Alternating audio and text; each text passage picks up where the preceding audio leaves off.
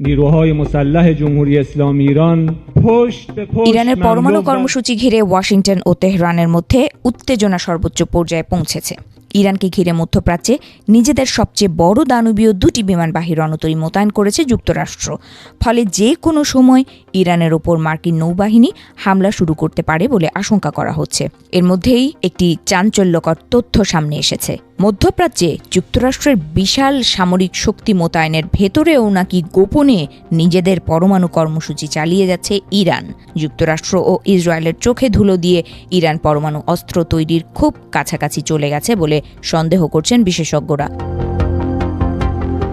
বিশেষজ্ঞদের মতে পরমাণু অস্ত্র তৈরিতে প্রায় 60% অগ্রগতি করেছে ইরান। পরমাণু ইস্যুতে দেশটি এমন এক অভাবনীয় সাফল্যের কাছাকাছি পৌঁছে গেছে যা মধ্যপ্রাচ্যের পুরো চিত্র বদলে দিতে পারে বলেও মনে করছেন তারা। পশ্চিমা গণমাধ্যমগুলো বলছে যুক্তরাষ্ট্র ও ইরানের মধ্যে একদিকে যখন আলোচনার কথা চলছে, অন্যদিকে দুই দেশই যুদ্ধের প্রস্তুতি নিচ্ছে।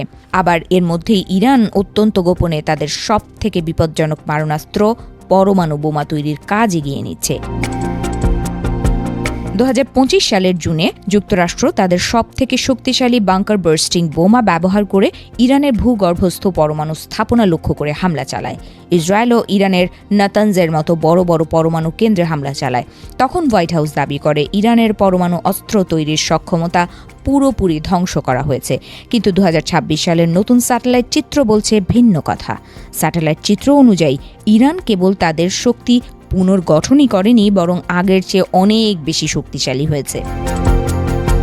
বিশ্লেষকরা বলছেন 2025 সালে যুক্তরাষ্ট্র ও ইসরায়েলের ভয়াবহ হামলার পরও মাটির অনেক গভীরে তাদের স্থাপনাগুলো পুনর্নির্মাণ করেছে ইরান। এমনকি 500 মিটার গভীরতায় তারা মিসাইল সিটি বা ক্ষেপণাস্ত্র শহর তৈরি করেছে, যা আকাশপথে হামলা চালিয়ে ধ্বংস করা প্রায় অসম্ভব। পশ্চিমা বিশেষজ্ঞরা বলছেন 2025 সালে ইসরায়েল ও যুক্তরাষ্ট্রের অপারেশন রাইজিং লায়ন এবং অপারেশন মিডনাইট হ্যামারের মতো বড় ধরনের হামলার শিকার হয়েও ইরান পরমাণু কর্মসূচিতে একটুও দমে যায়নি, বরং ইরানের পরমাণু সক্ষমতা এক ভয়ঙ্কর রূপ নিয়েছে।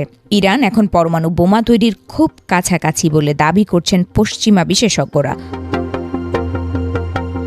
কাউন্সিল অন ফরেন রিলেশনসের রিপোর্ট অনুযায়ী ইরান ইতোমধ্যে তাদের ইউরেনিয়ামকে 60% সমৃদ্ধ করেছে।